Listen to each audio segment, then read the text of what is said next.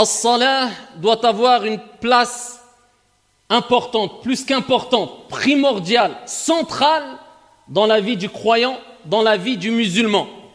Et c'est pour cela que le prophète Mohammed alayhi afdalus salati wa askat taslim a appuyé sur cela, sur le fait que la prière doit avoir une place centrale, primordiale, prioritaire dans la vie du croyant et de la croyante. À ce titre, il dit alayhi salatu wassalam, il dit la première des actions sur laquelle le croyant, le serviteur rendra des comptes au jour de la résurrection, ce n'est autre que as-salah. C'est la première des choses. C'est le premier acte d'adoration. As-salah. Donc, mets de côté ces excuses qui sont « je commets des péchés, je ne peux pas me permettre de prier, c'est hypocrite. Je fais telle ou telle chose, je ne peux pas me permettre de prier, c'est hypocrite. » La première des actions sur laquelle le serviteur rendra au jour de la résurrection des comptes, ce n'est autre que as-salah. Poursuis avec moi. Dans le même hadith, le prophète alayhi salatu wassalam nous rappelle que salah, c'est la clé al-miftah. Et il dit, si elle est complète, si elle a été accomplie complètement, c'est-à-dire à son temps, avec un minimum de concentration, d'humilité, comme il se doit, en respectant bien sûr, comme il se doit, les piliers et les obligations de la prière, celui qui l'aura accompli, la prière, eh bien le reste de ses actions seront acceptées. Allah. Donc les actions dépendent de quoi? As-salah. Et il dit, quant à celui qui ne l'aura pas accompli complètement, eh bien le reste de ses actions, eh bien seront rejetées. L'importance de quoi? As-salah, la prière. Et cela nous rappelle que tes actions, eh bien, dépendent quelque part de quoi? As-salah. Donc te dis pas, je fais ce... Commence par ta prière. C'est la base, c'est le début. C'est la première des choses sur laquelle tu rendras des comptes au jour de la résurrection. Fais-la au mieux. Si tu ne peux pas parce que tu es malade, tu peux toujours prier. Mais il y a des permissions qui ont été explicites dans les textes prophétiques et coraniques. Si tu ne peux pas prier debout, prie assis. Si tu ne peux pas prier assis, prie allongé. Si vraiment tu ne peux pas prier dans son premier temps, eh bien il y a un temps assez large pour les prières. Tu peux retarder la prière tant qu'elle ne sort pas de son temps. Ala kulli hal. Efforce-toi, ya Abdallah, c'est pour ton bien, c'est pour emporter avec toi un gros bagage. Efforce-toi d'accomplir as-salah. Le prophète alayhi afdalus salati wa askat taslim nous a rappelé, ahibbati fillah, que la prière est tellement importante que la personne doit vivre avec la prière et mourir aussi avec la prière.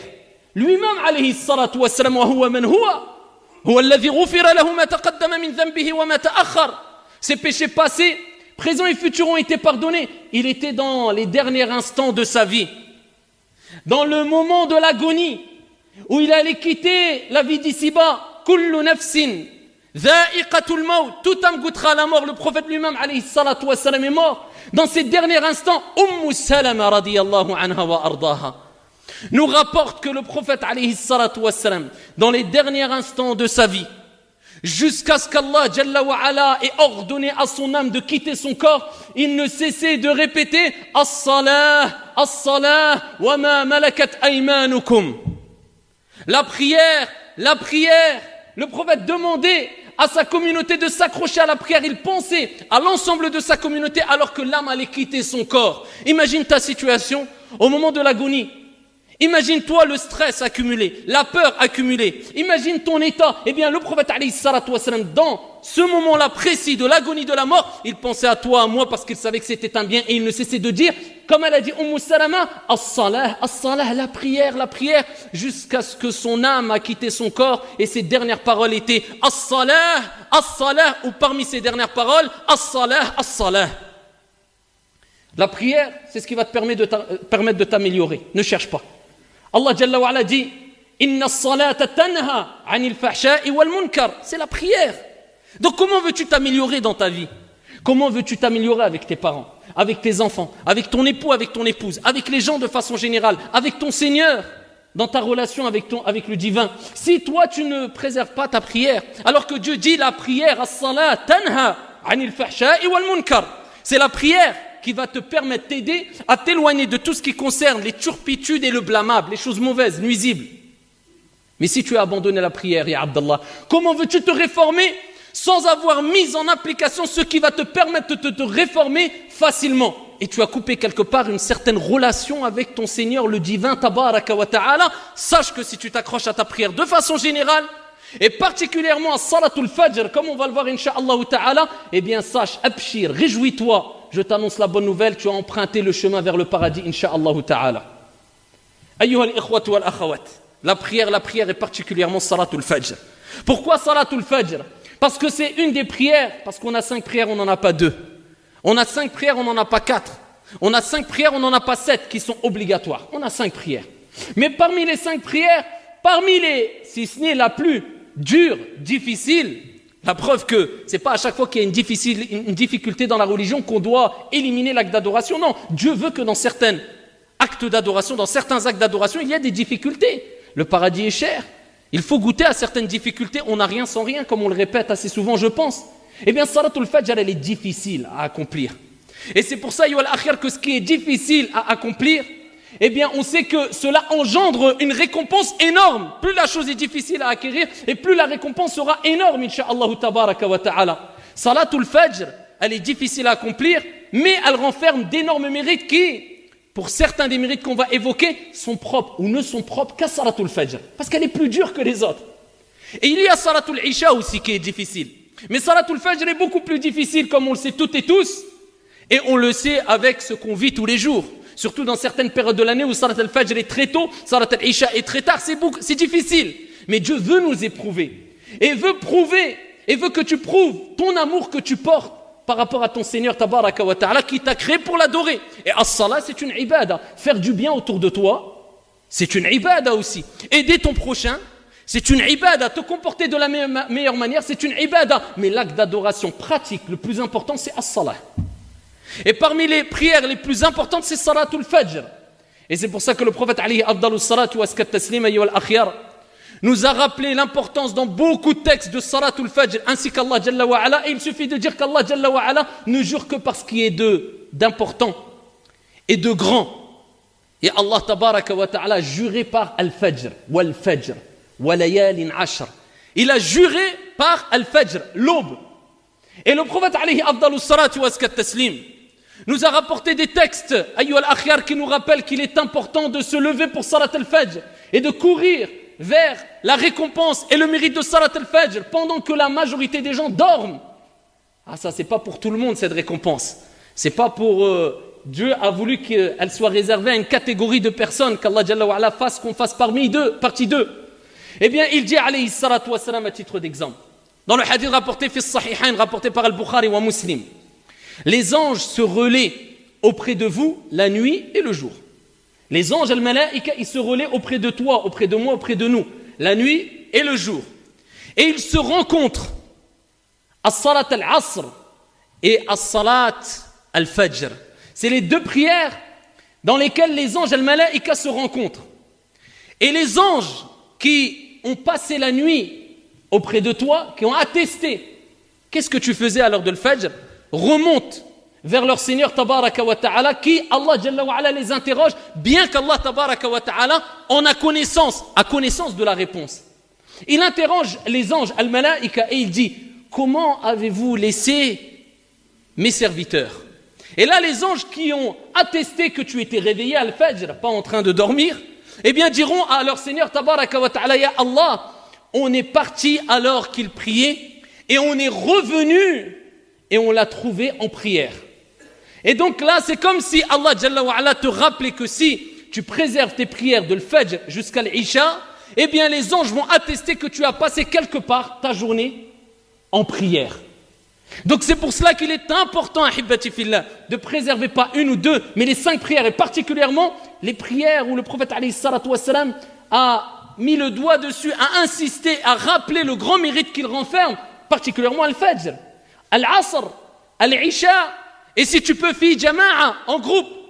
Et donc, que dire de l'état de la personne? Et que dire de la situation de la personne qui les anges attestent devant Allah Jalla wa Ala comme quoi il était en train de dormir? Comment avez-vous trouvé Foulan? Ya Allah, on l'a trouvé en train de dormir et on est revenu, il était insouciant, ou il s'est détourné, ou il dormait encore. Juste penser à cela, ça doit créer un certain sentiment de mal à l'aise, un certain sentiment de gêne. Ici, ça doit te pousser quelque part à te sentir un peu irrespectueux quelque part vis-à-vis de ton Seigneur tabaraka wa ta'ala. C'est la moindre des choses. Le prophète alayhi afdalu salatu wa askat taslim, il nous dit bashiril masha'in, encore pour salat al-fajr, annonce la bonne nouvelle à qui? À ceux qui se dirigent vers les mosquées, qui marchent al-masha'in. Laquelle bonne nouvelle? Bin nouri tam, d'une lumière complète. Yawm al-qiyamah, au jour de la résurrection, quand les gens sortent ici de chez eux et ils se retrouvent dans l'obscurité, dans les ténèbres de la nuit, eh bien sache que cette obscurité se transformera insha'Allah tabaraka wa ta'ala en nour, en lumière, au jour de la résurrection, le jour où les gens chercheront de la lumière. Mais tu auras de la lumière par rapport aux bonnes actions, par rapport aux œuvres que tu auras accomplies ici-bas. Eh bien Allah il te dit, quand tu te lèves le matin et que tu te retrouves dans l'obscurité et tu te diriges vers un endroit pour accomplir la prière, eh bien cette lumière sera une lumière, cette obscurité sera une lumière pour toi, yawm al-qiyamah bi'idhnillahi tabaraka wa ta'ala. Le prophète alayhi afdalus salatu wa askat taslim, il nous dit aussi, celui qui prie salat al-isha fi jama'a, celui qui prie la prière du isha, la dernière prière, en groupe, c'est comme s'il avait prié la moitié de la nuit. Il a fait qiyamul layl, ici la moitié de la nuit. Et celui qui prie man sala al-fajr fi jama'a, en groupe, et en groupe à la base c'est dans les mosquées. Et Al-Jumhur ne considère pas obligatoire, c'est-à-dire pécheur, celui qui ne vient pas à la mosquée pour la prière en groupe, tant qu'il y a un groupe qui l'accomplit, mais ça reste qu'il s'est privé, si on prend l'avis de la majorité, d'un énorme bienfait. Et si on prend l'avis minoritaire, qui est un avis fondé aussi, des preuves solides, ils sont aussi, eh bien c'est obligatoire. Donc, ala kulli hal, nous disons dans tous les cas, tu te prives d'un grand bien. Et il suffit de rappeler ce hadith où le prophète alayhi salatu wassalam nous dit, celui qui prie l'Isha en groupe, il a la récompense de qiyamul layl, mais la moitié de la nuit en prière. Et celui qui prie subh, il a pris l'Isha, il prie subh en groupe fi jama'a, il a la récompense de qiyamul layl, toute la nuit en prière. Certains ont dit non, al-Isha c'est la moitié de la nuit, si tu fais le Fajr en groupe, tu as une nuit complète, le total une nuit et demie de qiyamul layl.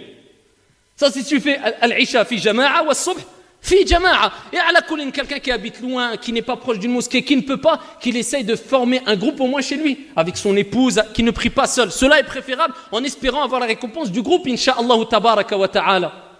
Parmi les récompenses, le prophète alayhi afdalus salatu wa askat taslim a dit, man salla al-fajr fahuwa fi dhimmatillah. Celui qui prie al-fajr, la prière du matin, il est sous la protection d'Allah tabaraka wa ta'ala. Et dans le même hadith, le prophète, regardez ce qu'il dit ensuite, il nous rappelle, tu pries le Fajr, tu es protégé par Allah Jalla wa ala. Et il dit qu'aucun d'entre vous ne se mette dans une situation où vous devrez rendre des comptes concernant votre négligence auprès d'Allah Jalla wa ala. Le prophète, il nous dit, tu pries subh, tu es protégé par Allah. Ne te mets pas dans une situation où demain, au jour de la résurrection, tu devras rendre des comptes auprès d'Allah sur ta négligence. Dieu, il te dit, tu es protégé par Allah, tu es négligent, t'en veux pas. C'est comme si tu disais, Allah, je ne veux pas ta protection quelque part. Donc ici, profite de cette prière, Al-Fajr, à l'heure, fais-la à l'heure. Donc ça, c'est parmi les premiers moyens, Ayyuha al-Akhyar, afin de nous pousser et nous faciliter à se lever à Salat al-Fajr. C'est pas de mettre 10 réveils, comme on va le voir. C'est de comprendre quels sont les mérites de Salat al-Fajr. Et il est important de savoir que le prophète a été jusqu'à dire, rapporté par l'imam Ahmed bisanadin sahih. Vous comprenez maintenant pourquoi le prophète va dire les propos que je vais vous citer? Il dit alayhi salatu wassalam, les prières les plus lourdes pour al-munafiqin, pour les hypocrites, ce sont salatul fajr wa salatul isha. Il n'est pas question de dire que celui qui ne fait pas salat al-fajr ou al-isha à l'heure, une fois ou deux fois, c'est un hypocrite. Non, mais il rappelle que ça, en tout cas, c'était un critère des hypocrites. Parce que les hypocrites, c'était qui à l'époque du prophète alayhi salatu wassalam? Là, on parle des grands hypocrites, attention. Ceux qui étaient sortis de l'islam, ils n'étaient pas musulmans. Ils faisaient semblant de prier à la mosquée, de venir avec le prophète, ils parlaient d'eux. Mais le prophète, il a dit, la prière la plus pénible pour eux, c'était laquelle? C'était salat al-fajr et salat al-isha. Pourquoi? Parce que lui, il était hypocrite. Il venait, c'était pour faire du mal au prophète ou aux musulmans. Il n'était pas musulman. Et il voulait montrer exprès, voilà, jouer à un certain jeu et dire on est musulman, alors que ce n'était pas vrai. Mais le problème, c'est que les musulmans tous priaient salat al-fajr et salat al-isha à la mosquée. Donc eux, ils ne pouvaient pas se différencier. Ils ont dit, on est obligé de suivre le mouvement. Mais c'était dur pour eux. S'ils pouvaient dire, ils n'avaient pas une autre prière à une autre heure, ça nous aurait arrangé. Il n'y a pas le choix, viens al-fajr. Et c'était lourd pour eux. Voilà pourquoi le prophète alayhi salatu wassalam a dit, les prières les plus lourdes pour les hypocrites. Il faut bien comprendre les textes, attention. Eh bien, c'était le fajr et al-isha. Mais dans tous les cas, ça ne veut pas dire que tu es un hypocrite si tu ne fais pas le fajr et l'isha, mais il y a quand même une ressemblance. avec le comportement qu'avaient les hypocrites. On est d'accord. C'est-à-dire qu'elle est lourde pour toi et elle est difficile pour tout le monde. Mais si elle devient lourde à tel point où tu veux t'en débarrasser, tu n'en veux pas, tu le répètes et tu la rejettes, il y a une certaine ressemblance malheureusement avec le comportement qu'avaient certains hypocrites. Et je répète, tu restes croyant et musulman bien sûr. Et cela doit interpeller nos consciences et nos cœurs pour nous dire là c'est quand même grave, la situation est quand même grave. Voilà pourquoi je donne quelques conseils rapides ici à Ayyuhal Akhyar que tout le monde connaît, mais il est important de mettre en application afin de se réveiller facilement à Salat al-Fajr. C'est pas de mettre 10 réveils, je répète. Pourquoi je vous dis ça? Il y a quelques jours, un frère est venu me voir et m'a dit « Donne-moi des conseils pour me lever à Salat al-Fajr ». Bien sûr que moi-même, j'en ai besoin de ces conseils-là, on en a toutes et tous besoin. Je lui dis la première des choses parmi les causes. Tu mets le réveil déjà? Il me dit « Mon frère, j'en mets 7 des réveils ». Il me dit « J'en mets 7 ». Donc j'ai compris qu'en fait, il ne faut pas commencer par le réveil. Ça, c'est à la fin, tout à la fin. Donc il faut se dormir tôt. Ça, tout à la fin. La première des choses, c'est de prendre conscience quelle est la récompense de Salat al-Fajr, Wallahu a'lam. Et de prendre conscience de la gravité d'être négligent, insouciant, inconscient des mérites de Salatul Fajr. Ça, c'est la première des choses. Déjà, après, le reste, ça va tout seul. Exemple, toi, si on te dit, tu as un travail, mais tu dois te lever tous les matins, 5 heures du matin. Ah, ne te précipite pas. Tous les mois, tu touches 25 000 euros. On n'a pas besoin de te dire, mets le réveil, pas mets le réveil. Toi, le mérite, la récompense, ça y est, elle a plié toutes les autres causes. Ne lui parle même pas de réveil ou pas. T'inquiète, sans réveil, il va se réveiller à 5 heures du matin. Sans réveil, son corps va se régler en 2 jours. Lakin, pour Salatul Fajr, on a du mal parce qu'on joue que sur les causes matérielles. Mais c'est logique. Regarde les causes spirituelles, ce qui doit te motiver, t'apporter une conviction ferme que tu dois te lever à Salatul Fajr, c'est un bien pour toi. À ce moment-là, c'est facile le reste. Vous avez compris? Donc, le réveil, l'histoire du réveil, c'est à la fin. Donc ici, la première des choses, c'est les mérites. Prendre conscience de la valeur et de ce que tu rates, ya Abdallah. Si tu rates Salatul Fajr, et la honte qui est le fait de te réveiller, peut-être te dire les anges, ils ont dit à Allah, on a trouvé Foulan et Allan en train de dormir. Allah en a connaissance. Et ils ont attesté de cela. Et déjà ça nous permet de voir ici où est notre degré de foi. C'est pour ça Salatul Fajr, c'est quelque part une métaphore, le thermomètre de l'iman, de la foi. C'est pas l'aspect extérieur, comme je dis souvent, l'aspect un beau camis, une belle barbe. Je suis pas en train de critiquer et dénigrer, moi-même j'ai la barbe, moi. Faut arrêter avec. Le principal, al-qalb et al-a'mal, les actions qui sont obligatoires et qui sont les plus importantes. Ensuite, on sait que tout est important en islam, mais il y a des priorités. Comment ça, tu vas me dire par exemple une personne qui a une apparence d'un pieux, d'un vertueux, d'un compagnon, il ne se lève pas Salat al-Fajr, je comprends plus rien là. Ils sont où les priorités? Je comprends plus rien. Donc le thermomètre de ta foi, Salatul Fajr. Ensuite, Salatul Isha. Ensuite, Al-Dhuhr, Wal-Asr, Wal-Maghrib. Ça, c'est un grand thermomètre de ta foi. Tu vas savoir où tu es. Sans compter le fait que ça ne suffit pas.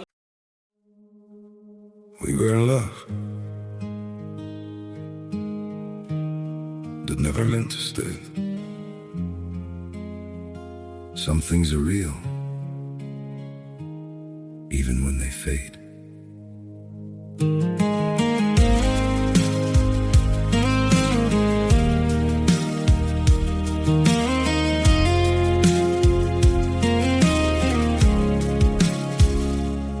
I used to think if we kept holding on, we could bend the truth somehow.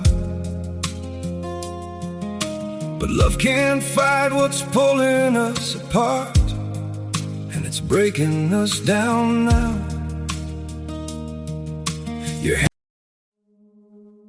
We were in love that never meant to stay. Some things are real, even when they fade.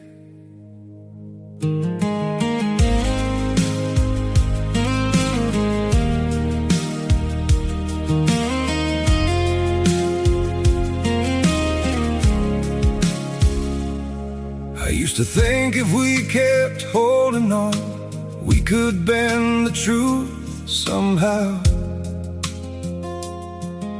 But love can't fight what's pulling us apart, and it's breaking us down now.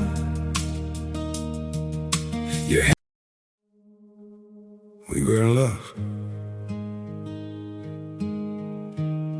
that never meant to stay. Some things are real, even when they fade.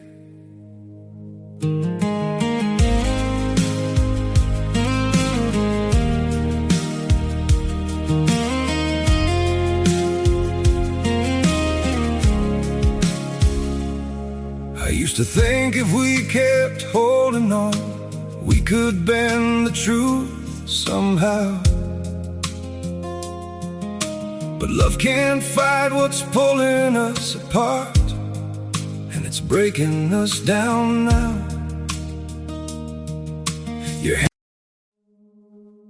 We were in love. Prier, il faut prier avec concentration, avec dévotion, et prier comme il faut, en respectant les piliers, les conditions, etc. C'est une prière complète, comme on a dit précédemment.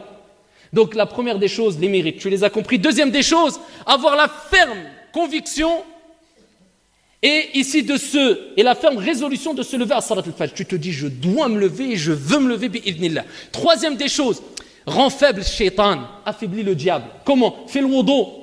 قبل النوم توضأ يا عبد الله. Protège-toi, c'est une protection. Fais le wudu. Essaye de dormir avec les ablutions, c'est le mieux. Quatrième des choses, si je ne me trompe pas, fais al-dhikr. L'évocation et l'invocation. Shaitan va s'affaiblir encore. Tu es en train de te protéger. Si tu récites Ayat al-Kursi tous les soirs, Allah envoie un ange qui te protège toute la nuit bi'idhnillahi azza wa jal. Shaitan, il s'éloigne de toi. Parce que la cause principale qui fait qu'on a du mal à se lever à al-Fajr, c'est notre âme qui est influencée souvent par les plaisirs et la paresse et le laisser aller. Et Shaitan aussi. On ne met pas que la faute sur Shaitan, mais il y a Shaitan aussi. Donc ici, affaiblis Shaitan. Fais le dhikr. Et particulièrement Ayat al-Kursi, Surat al-Ikhlas, al-Falaq, al-Nas 3 fois. Et fais comme le prophète alayhi salatu wassalam faisait. Réunis tes mains et récite al-Falaq, al-Nas, al-Ikhlas 3 fois, souffle dans tes mains et essuie ton corps. Ça, c'est parmi les choses recommandées à faire avant de dormir. Déjà là, tu t'es prédisposé à te lever à Salat al-Fajr, incha'Allah ta'ala. Quand tu te réveilles, eh bien, comment tu dois réagir? Tout de suite. Parce que dès que tu ouvres l'œil, on sait très bien, on les ouvre peut-être 20 fois. Tu as le temps d'avoir éteint 5 réveils, tu ne t'es même pas rendu compte que tu as éteint 5 réveils. Le premier déclic que tu dois avoir, c'est le dhikr. Pourquoi? Le prophète alayhi afdalu salatu wa azka taslim a dit kama ja'a fi sahih que lorsque l'un d'entre vous dort, Shaitan il vient derrière sa nuque et il lui fait 3 nœuds. Uqad, il lui fait 3 nœuds. Et à chaque nœud, il lui dit, Shaitan il lui dit que ta nuit soit longue. Na'as mzian, dors bien. Et il lui fait le 2e nœud, la même chose. 3e nœud, la même chose. Shaitan y part. Ensuite, quand tu te réveilles, le prophète alayhi salatu wa sallam dit, quand tu fais du dhikr, tu évoques Allah, peu importe, Bismillah, ou tu dis Alhamdulillah, ou tu fais l'invocation Alhamdulillahi alladhi ahyana ba'da ma amatana wa ilayhi an-nushur. L'invocation qui est dans la citadelle du musulman, ala kulli hal, qul ghayr la ilaha illallah. Commence par al-dhikr. Il y a le premier nœud qui part. Il dit alayhi salatu wa sallam, le premier nœud part, donc déjà tu commences à être plus ici plus fort pour lutter contre Shaitan et cette pression venant du diable pour te laisser clouer dans le lit. Il dit tu fais le wudu, il y a un 2e nœud qui part. Et il dit tu te lèves et tu fais salat, il y a un 3e nœud qui part. C'est pas fini. Combien de nœuds on doit avoir dans la nuque ou derrière la nuque pour certains qui n'ont pas encore dénoué peut-être une fois un nœud? Eh bien ici, le prophète il dit quoi? Ensuite, quand les 3 nœuds, peut-être certains ils ont 500 nœuds, quand les 3 nœuds se sont tirés, eh bien la personne se sent comment? De bonne humeur et se sent ici motivée, traduction du sens, c'est-à-dire loin de la paresse. Il dit sinon, la personne se lève, certains disent du mauvais pied, on balaye ça, de mauvaise humeur et en plus de cela, il est paresseux toute la journée. Ça c'est la réponse à ceux qui disent, je ne sais pas ce que j'ai là, toute la journée, aïen. Dès qu'il parle, je suis KO mon frère, je suis fatigué, j'ai mal, j'ai toute la journée. Alhamdulillah, il est wallahu a'lam. Toute la journée, il se plaint, il se sent faible, lourd. Tu lui dis, salatul fajr, ya akhi. T'as fait salat. Ah non, la ghalib. Eh ben, il est là. Va tirer les nœuds. Donc ici, ça c'est une réponse à ceux qui n'ont pas compris que si tu veux être ici efficace tout au long de ta journée, loin de la paresse et de bonne humeur, fais salatul fajr, ya Abdallah. Et ça sera bénéfique pour toi, pour ton entourage, pour ta famille, pour la bonne ambiance. Fais salatul fajr. Wa ta'awanu ala al-birri wa taqwa. Que l'épouse essaye d'aider son mari à se lever. Si le mari a plus de facilité à se lever, eh bien qu'il essaye d'aider son épouse à se lever et on s'entraide et jusqu'à ce que Allah Jalla wa Ala a dit wa'mur ahlaka bis-salah wastabir 'alayha. Ne désespère pas. Recommande à ta famille de faire la prière et sois plus wastabir al-istibar, c'est plus que la patience et la régularité. Tu dois continuer tout le temps à les exhorter. De quelle manière? Comme Allah Jalla wa Ala nous a dit dans un autre verset coranique, ud'u ila sabili rabbika bil hikmati وَالْمَوْعِظَةِ الْحَسَنَةِ وَجَادِلْهُمْ بِالَّتِي هِيَ أَحْسَنُ. Ici, et exhorte, appelle au sentier de ton Seigneur. Comment? Avec sagesse et avec une bonne exhortation. Et parle avec eux de la meilleure des manières. Toi, il ne t'est pas demandé d'imposer, mais ici de proposer avec douceur et bonne exhortation, essayer de convaincre avec douceur et bonne exhortation sans imposer les choses. Et à ce moment-là, Inch'Allah, tu as tiré ta responsabilité. Qu'Allah tabaraka wa ta'ala fasse que ça soit une grande facilité pour nous d'accomplir Salatul Fajr et le reste des prières à l'heure et que ça soit une cause de notre entrée à toutes et tous au paradis. Amin ya Rabbal Alamin.